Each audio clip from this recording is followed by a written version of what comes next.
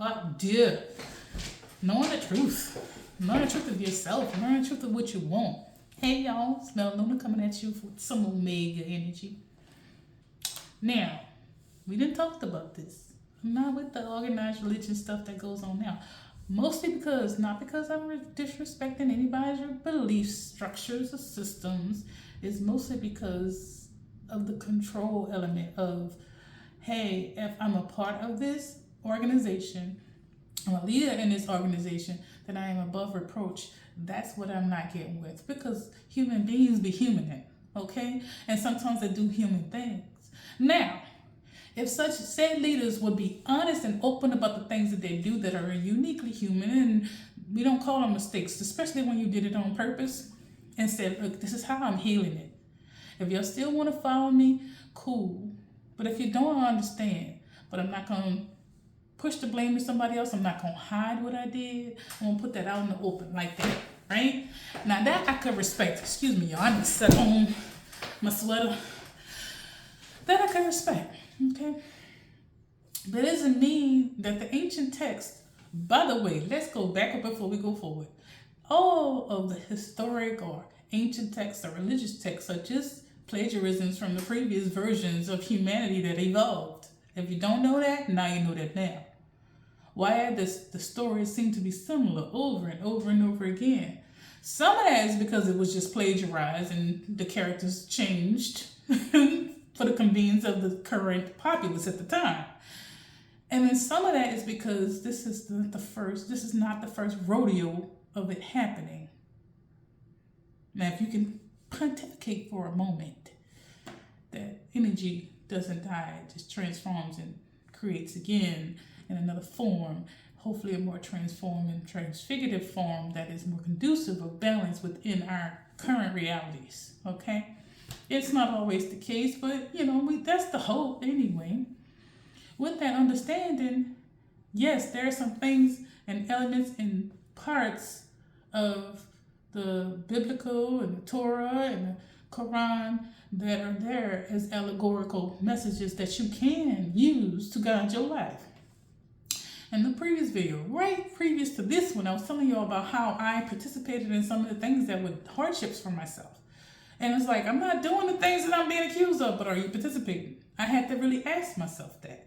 And that brought me to the story of Lot's wife. Now, this is that story is in different versions and different texts. But we're going to use the Abrahamic version because that's one I know the best, okay? Where the city of Sodom and Gomorrah was being demolished and destroyed because of the things that they were doing. Now, there's a lot of folks out there, that's another reason why I'm not with the organized religion, that changed that to mean that people who are homosexual or in some way going against God. Now, I'm not here to debate that with nobody, but I know that story wasn't about that. That story was about assault. That story was about taking and hurting people against their will. It wasn't about that, okay? My understanding. It was never about that. Anyway, but the theme I hit on here is, see, a lot of y'all have the opportunity to grow from the message of Lot's wife, okay? See, I learned from that message over the last year or so too, that once you have removed yourself from the element that has caused you strife, the elements that wasn't meant for you at this time, the elements that don't feel right with your spirit, once you remove yourself from that, don't turn around and look back. See, what I was doing repeatedly, didn't even realize it, I was looking back and I would turn into a pillar of salt every single time. So by that I mean, like, if I see somebody who did me wrong, hit a hardship for some reason, some way, somehow, I would laugh about it. I would joke about it. I would say some things. But that would put me right back into that element. And then they would turn around and try to hit me back in some kind of way. And then we'd have a big old ego blast and fight. And nobody was healing nothing. So it wasn't until I just kept going forward that I could actually heal a lot of that stuff. Actually focus on myself and heal a lot of that stuff. And not participate with that. Now, you can probably feel or sense at first when you first turn around and keep walking, sense that they talking crap about you, telling everybody your business and making up stories and all that stuff. You probably can sense that. Or you might even get that from some people, right? Doesn't mean you got to participate in it. Because the moment you turn back around and look, like you folks out there that be stalking social media profiles and whatnot, the moment you turn back and look, do you feel good? Do you feel like what is going on that you turn back around and looked at, does it feel good? If it's like friends and co-workers and exes and all, when you turn back around and look at it, do you feel good? The first thing that is inactivated is the parts of you that is unhealed and broken, or the parts of you that is all an ego that is unhealed. And the first thing you want to do is clap back or start talking to people about defending yourself and all. This is the reason why you don't do it. Because first of all, there are people who won't believe either story, but there are people who believe either story and just eats it all up. Every morsel. They're being entertained by your pain. They're not trying to help you heal it. We're just trying to get people to come over to your side so more people go attack them and feel some type of way about them. Who's healing in that circumstance? Nobody. Now, I'm not going to tell you I ain't the one that feels some type of way when I know damn well I'm in the right, or if I want to whip somebody ass and know I can whip their ass, I'll be the first one to be wanting to just, but I've learned enough over time that I don't want to be Lot's wife. I don't want to turn into a pillow of salt. Because that phrase, the turn of phrase nowadays, oh, she's salty, he's salty. That's like the similar concept. You want to turn salty? Continue to look at them folks. See, what I learned to practice over time was, I don't care what they did to me and whose side you think you on. Don't come tell me about their business. I don't care how much of a downfall that happened to them after I was done with them. That's their business to heal. They ain't mine. I'm not sitting here waiting to cheer for their downfall either. Now, part of me is like, I hope there comes to a realization that what they did to me was wrong someday, whether I hear about it or not. However, I'm not going to participate in that. I choose to keep on walking. And in that act, I'm going to be honest with you, from experience, in that act, being clear that I've now set a boundary. Do not cross that boundary. I will, in myself, heal the ego and all in that situation. Be the first one to be like, if you coming back at the same version you was when you hurt me, I'm going to let you know right now. The sword is out. Boom. Queen of Swords. The hand is out for the changed version, but the sword is out for the version that I left behind and I kept walking. Don't come over here with that because it'll be quickly. And I don't feel no ways about that. Side note, I actually feel guilty about even that. Because there was a part of me that was still attached to the old version of myself and the old version of those people. And it's like, I shouldn't have done that. I shouldn't have been so harsh with them. Absolutely, I should have. But now I see it that way. But I didn't see it that way then. And then that made me still, in some way, engage and participate in it. Right? Keep on walking. Keep on moving without looking backwards. In and of itself is a healing process, but it strengthens you. It is easy to look backwards. It is easy to wish somebody's downfall. It is easy to constantly try to recruit people to see your side of the events. But I tell you something. If you're sitting around all the time, constantly recruiting people to your side of events and telling somebody else's business and they're not there to defend themselves. Because in a court adjudication, in any situation, there's two people and two sides to everything. In the middle is the truth. Because your version of events has your emotions and what you felt on it, and it might be biased. And I recognize this about myself. Okay? So in that situation, if you got somebody sitting there just constantly telling you and folks and everybody how bad someone is, and the other one ain't saying nothing, and just letting you talk, if you were intuitive enough, you can extrapolate from that what is what. I will tell you forever in perpetuity, the best mode of travel to your understanding and your healing is to not be like Lot's wife. Lot's wife left Sodom and Gomorrah according to the story. because she saw all the things that were going on and got them warnings that you need to get the hell up on out of there. Because don't turn back around. Don't turn back around. Just keep on moving.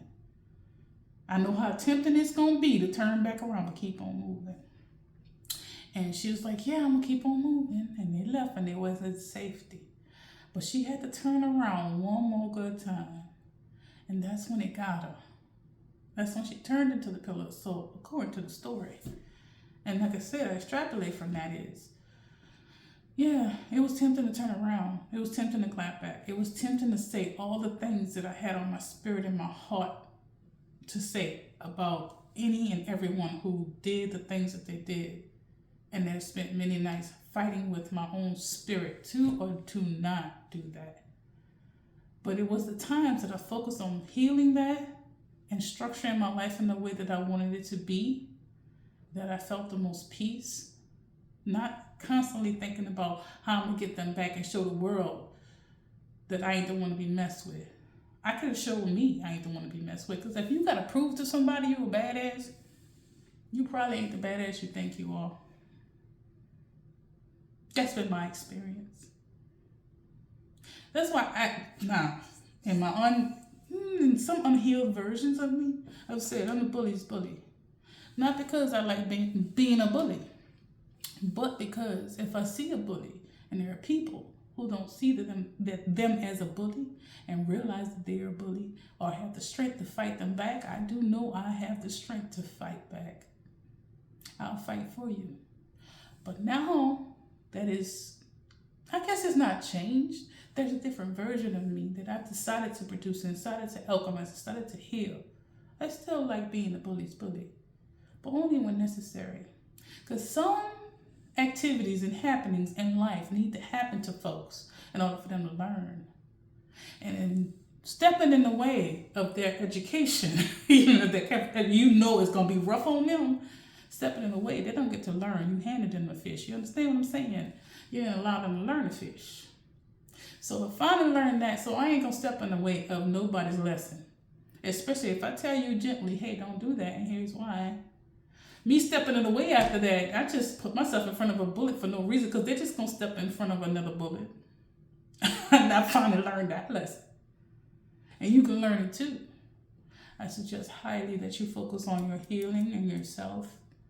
And try your hardest not to see people who've done you wrong as your enemy, but people who've done you wrong as their own enemy.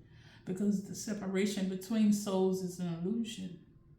And once you come to the clarity, see, I can say that all day long, but if I don't understand what I just said, then I may not be ready to do much of anything as it pertains to that. Because otherwise, what you're going to end up doing is having karmic cycles with folks over and over and over again.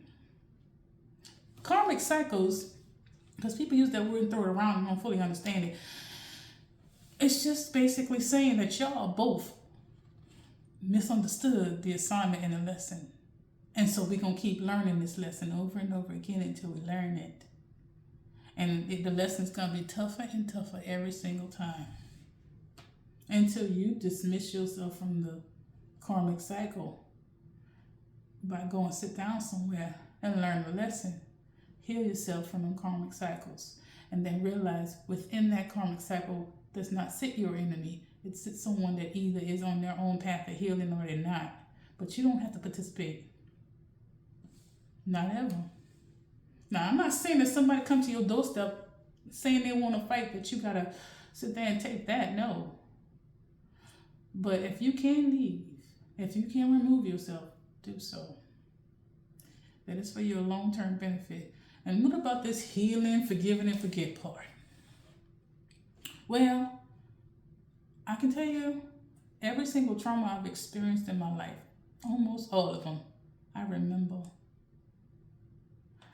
What I forgot was the pain and the anguish towards those people that I wanted to hurt, I wanted to harm. That's the only close thing I can get to the forgetting part. The forgiving part, I didn't forgive because I wanted to live a good life. Do I forgive people instantly? No. I know I'm not fully healed yet if I still have anger in my heart towards another human. for something they did before today. Is it still hurting you? Is it still bothering you? And if it's still hurting you and still bothering, in other words, you're an active participant in that cycle, then you can remove yourself and figure out what you need to do to heal before you re-participate yourself in any cycle with anyone. How you formulate divine partnerships, divine friends, divine circumstances is being the truest version of yourself all the time. And if the truest version of yourself sometimes causes disruption, if you decide in that moment, I don't want this disruption, so you have a choice between two things. Either these circumstances are not compatible with who you truly are, or who you truly are may have some stuff in it that needs to be ironed out, healed, balanced out. But in order for you to know the difference between those two things, is for you to go sit with yourself and truly examine the circumstances, the people, the places, the things, and decide what is in alignment with who you truly are, and then go do that. Oh, I did real good. I got through it in less than 20. I did 2 today too. I'm just so proud of me. Anyway, y'all loved.